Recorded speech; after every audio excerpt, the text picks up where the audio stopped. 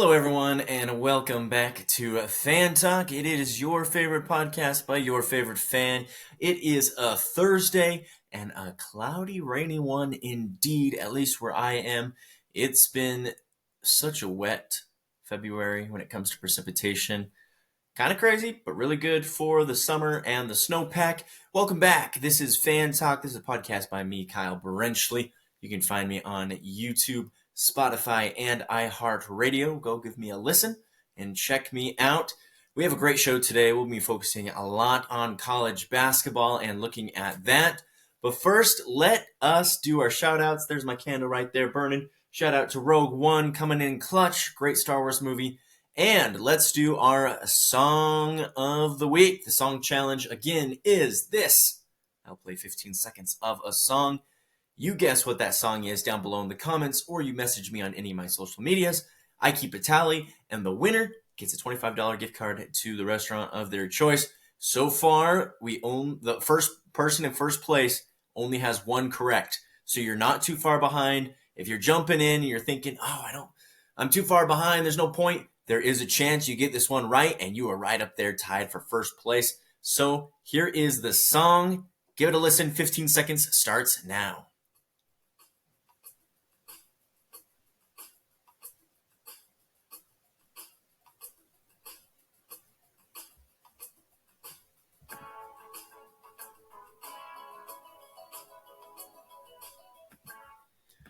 All right, there it is. Let me know what you guys think that song is down below, and we'll get that game up and running. Okay. Whew. Now that we're done with that, let's talk some college basketball.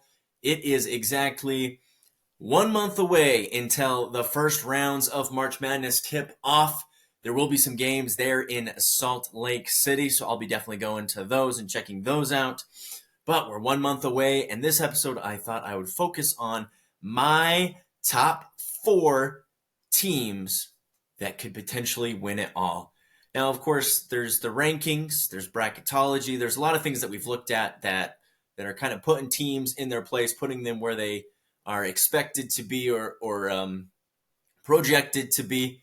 But as I've watched college basketball this season, this is what I've noticed, and this is which teams who I think are able to make a run.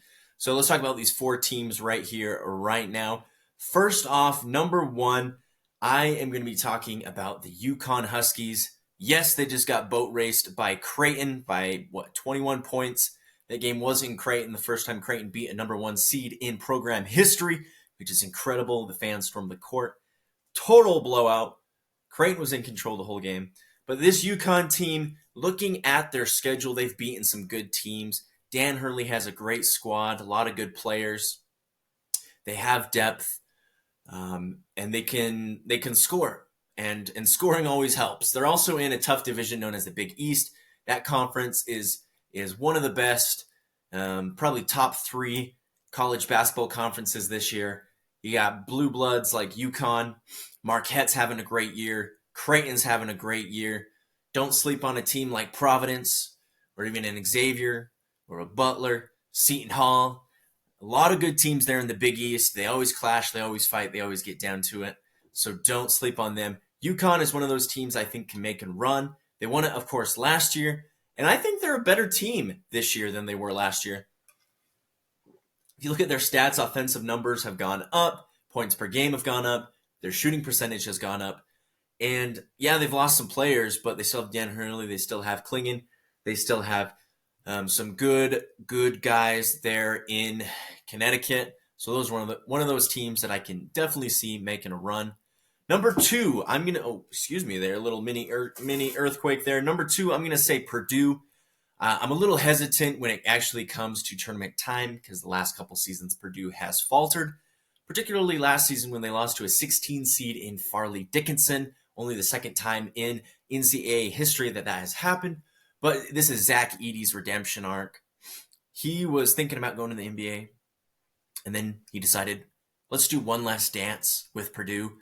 And he's had a great year. A lot of great games. He's a force to be reckoned with.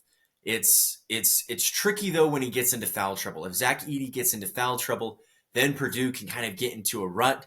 They do have some other good players, like Braden Smith, their point guard, who's able to get open shots and different things like that. They're very well coached. But, however, all of that, while it is good come tournament time, you never know what can happen, as we saw last year with Farley Dickinson taking them out. So I'm a little wary on them, erring on the side of caution. I almost feel, that feeling you get, I got a bad feeling about this. I almost feel like that something like that's going to happen to them again, maybe losing in the round of 32 or Sweet 16. But they definitely are a team that are built and have the ability to go all the way. Number 3, another team that I believe has what it takes is Houston. Houston Cougars, they kind of fly under the radar. At least the last couple years, they've been pretty good. They're well coached. Some great players. They're in probably the toughest conference basketball in the Big 12. They're currently ranked number 2 right now. So they're doing very well. They've beaten good teams, both on the road and at home. Like I said, they're in that tough conference with the likes of Iowa State and Baylor and Kansas. It's never easy. It's never easy in any conference, but it's especially never easy in the Big 12. So watch out for Houston to make a run in the postseason come tournament time. And then my 4th team that I am warning people about that I think can make a legit run, give me the Creighton Blue Jays, another team out of the Big East. Yeah, they just blew the barn doors off against UConn, but throughout the entire season, they've played very well. They've beaten some very good teams. They've had a few losses. A lot of those were on the road, and it's, as you know, it is very hard to win on the road no matter what conference you're in, no matter how good you are. UConn just dropped to Creighton. Purdue just dropped to Ohio State. It's hard. Kentucky just lost to an LSU team that's not very good last night. It's hard. It's tricky. It's not comfortable. It's not enjoyable by any means. But this Creighton team, I like what I see. Ryan Kalkbrenner, great player. Bailey Scheinman, very good. Stephen Ashworth, very good. A lot of good players on this team. They're coached well by Coach McDermott. And it's a team I don't want to mess with. And then honorable mention, I will say the Tennessee Volunteers are probably my 5th team, a team that I can see making a splash in the SEC. They've beaten some good teams. They are currently ranked number 5 in the country right now. Their test is still in front of them. They have a game at Auburn. They're playing at Kentucky, and they're playing versus South Carolina. I think they're actually at South Carolina and then with Kentucky at home. So 3 big games coming up. If they can weather the storm and beat those 3 teams, then they are definitely a team that I would be a little wary about looking at coming up. So let's take a look here now. I got this thing. It's called Net Rankings. And so maybe you've seen this before. Maybe you have not. This is a little different than the actual rankings. So the actual rankings is like, the top 25. That's what you see. That's how essentially they determine what seed you are during the regular season. Some of that does play into seeding into the postseason, into March Madness. But take a look at this. What this does, it breaks down your record, and it breaks down the quality of wins. So there's 4 categories in this. There's quad 1, 2, 3, and 4. Essentially, a quad 1 win is a very good, it's the best quality win you can get. Usually, what a quad 1 win is, it's winning on the road against a good to pretty good team, and then it's winning at home against a very good team. For example, Creighton, when they beat UConn last night, that is a quad 1 win. Yes, they're at home, but they beat the number 1 team in the country. Whereas, let's say you're the number 25 team in the country. You go on the road. Actually, let's say this. You're the number 15 team in the country. You go on the road against number 25 and win, that would be a quad one win as well. Even though the team you beat is technically not as good as you, they have a lower rank. Since you're on the road, it kind of makes up the difference for that. So that's a quick crash course on what quad one win would be. Quad 2 are very good. Quad 3 are against teams that are so-so, and quad 4 are against teams that are just, plain out terrible. So the committee does look at this. You have to take into account because you can see a team like St. Mary's. St. Mary's is a great example. We'll go down here. A team like St. Mary's, they play in the West Coast Conference. It's a conference that's not quite as good as the Big 12 or the Big East. As you can see here, they are 4-2 in quad one wins, which is really good. But you can see the majority of their games are coming from quad 4 victories or quad 3 victories. 16 of their 27 games have been quad 3 or quad 4. So when the committee takes a look at that, they'll kind of be like, okay, they're a good team. They're the best in their conference, but their conference is a little weaker. Their schedule's been a little weaker. They haven't played as many good teams. Say as you look at perhaps an Iowa State team who's played 11 quad 1 games as opposed to 6. They're 6-5. They have a good winning record. In quad 1 and 2, they are 9-6, and taking care of business in quad 3 and quad 4. So, it just kind of depends on, if you're playing on the road or if you're playing at home.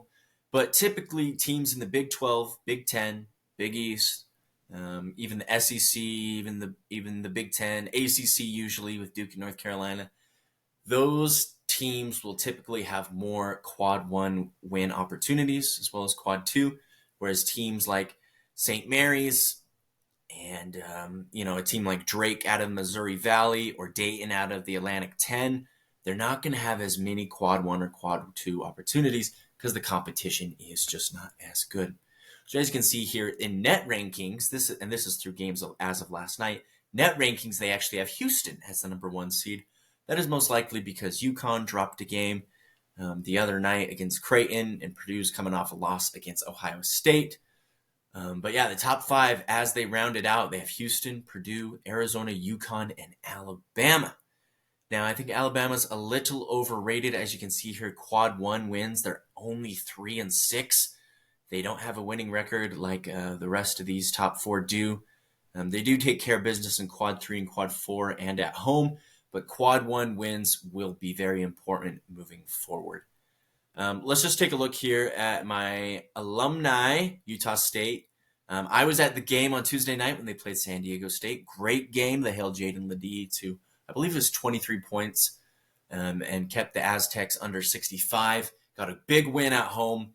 That will count as a quad 1 win because San Diego State was ranked and are currently ranked as 15, as you can see here. Or not 15, where were they? 18 here in the net rankings. So Utah State as currently ranked as 30. They're currently sitting at top of the Mountain West, 10-1 at home. Quad 1 wins, they are 3-4. I'd like to see them get a couple more, maybe have a winning record when it comes to quad 1 wins. This is what the problem was last year when they kind of ran into this. They ended up being put as a 10 seed because while they were ranked for a little bit and while they did almost win the Mountain West Championship, they didn't have a lot of quad 1 wins. They did have a lot of quad 2 wins and quad 3, but quad 1 they were lacking a little bit. So look for them to get a few more, as you can see here, taking care of business against quad 3 and quad 4. And sitting atop of the Mountain West. Okay, so now let's take a look at Bracketology, see what it is. It's a few days outdated, but let's just take a look and kind of go from there and see what we can see moving forward. Again, this is as of the 19th or the 20th, which was Tuesday. So there's some things that aren't in effect. Obviously, UConn just dropped, so they're probably not the top overall seed. Providence got a big win on the road against Xavier, which will count as a quad 1 win. So they'll probably be in the mix now at this point.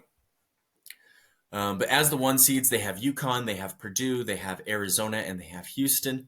And as I mentioned before, like UConn, Purdue, I still believe in them. I think they're teams that can make it all the way. They have the potential to.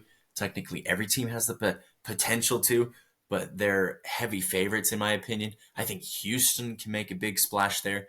They're down here in the South Division. Honestly, pretty easy. They can get past Sam Houston. They can easily get past Northwestern and Washington State. While Dayton is a good team, as well as McNeese State and Yale and Illinois, I don't think any of those teams would beat Houston. And Marquette's the 2 seed and Alabama's the 3 seed. So I think Houston has a great path to the Final Four. Over here on the west side, Arizona, I think they're definitely the weakest of the 1 seeds. Just haven't had that tough of a schedule. Pac-12 basketball is just not as good, up to par as Big 12, Big East, yada, yada, yada. I mean, there's some good teams in this mix. Creighton, like I said, is a team that I'm really high on. Clemson's had a good year. BYU's had a good year. Duke is Duke, so never count them out. Kansas is Kansas, never count them out. South Carolina, New Mexico, both teams that are dangerous and could make a run into the postseason.